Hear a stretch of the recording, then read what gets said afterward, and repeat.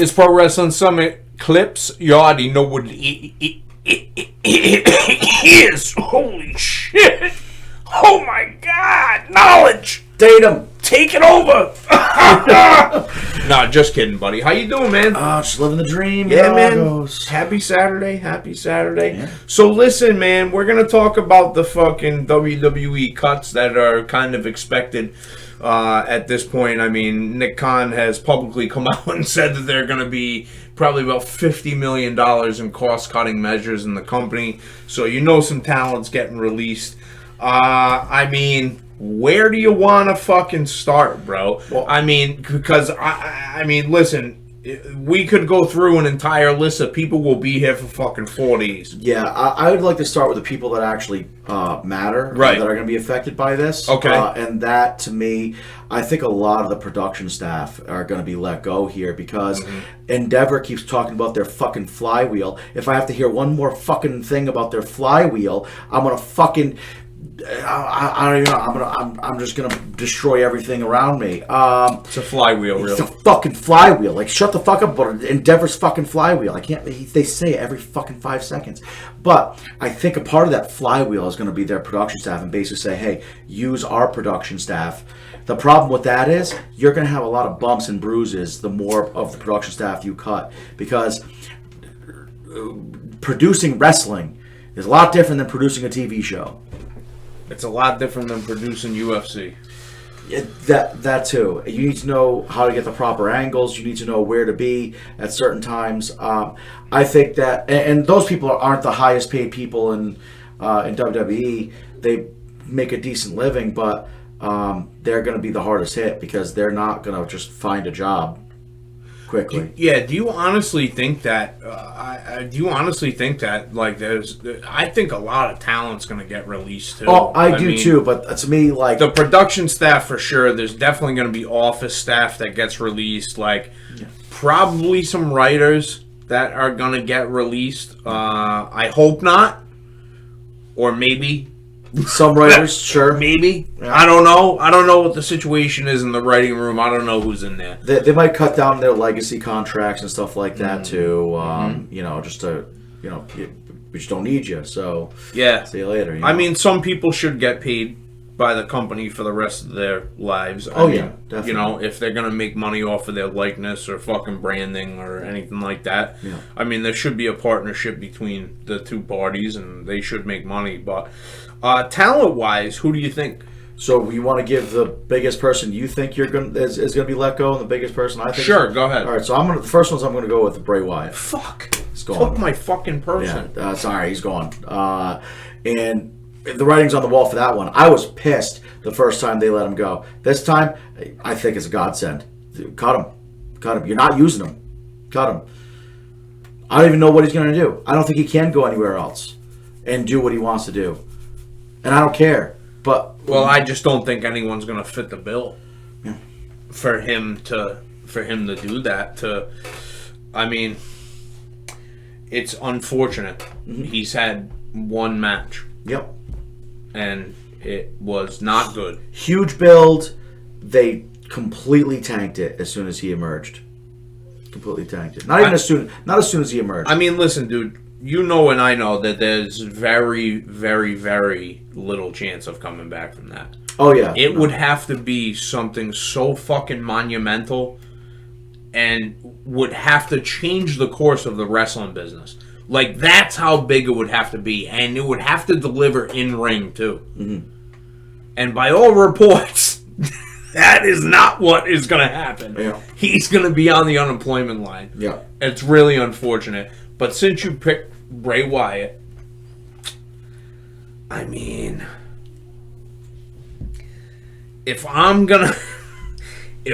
looking at it, right, if I'm looking at it from a business standpoint of who is going to contribute the most from a talent perspective and who I'm paying the most money to, I mean, I would have to say I would let, I'd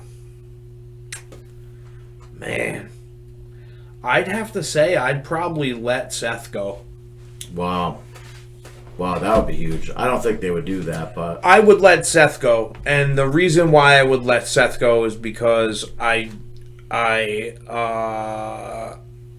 don't think that he's happy, and it would merely be for a morale thing, and I think that it would be a conversation that they would speak about beforehand. They wouldn't just willy-nilly let him go, but like they would release him with no restrictions or whatever, 30 days on his contract, because clearly he's not happy. I mean, he's not.